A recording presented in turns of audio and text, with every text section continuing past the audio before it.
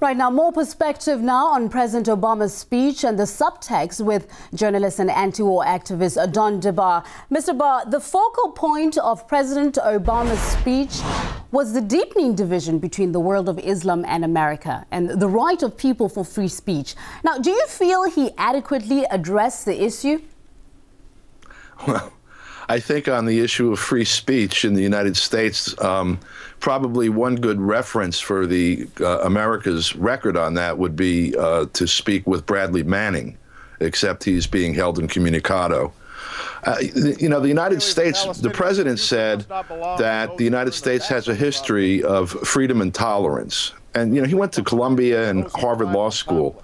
I think he knows better because the history of the United States is one of genocide, slavery, struggle, and repression.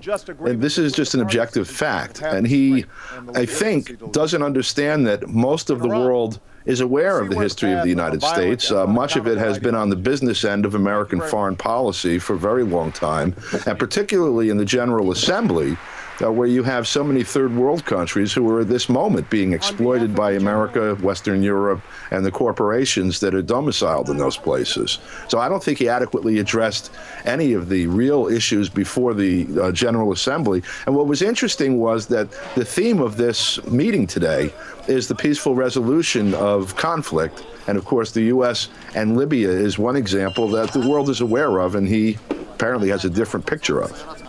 Right. Mr. Obama also declared the video that caused so much offense would not be banned, and that the right of Americans to make such videos must be respected by Muslims. How's that going to go down with the Arab world?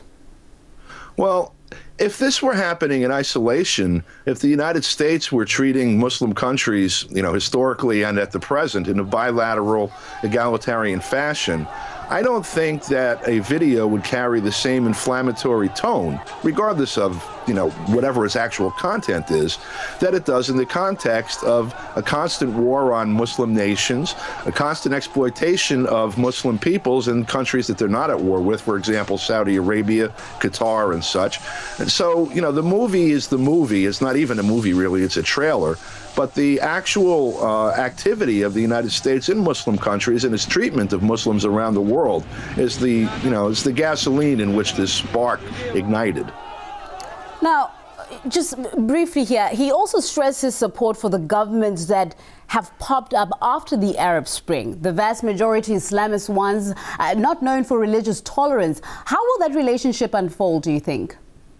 Well, first of all, what was most interesting was he neglected to mention Bahrain, where there was actually a genuine popular uprising against a repressive government that, however, is being suppressed by American proxies, Saudi Arabia in particular, to protect the U.S. base there.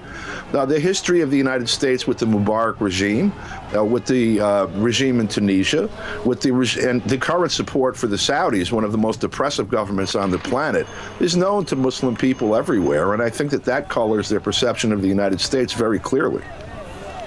Thank you very much, the journalist and anti-war activist Don DeBar. Thank you very much.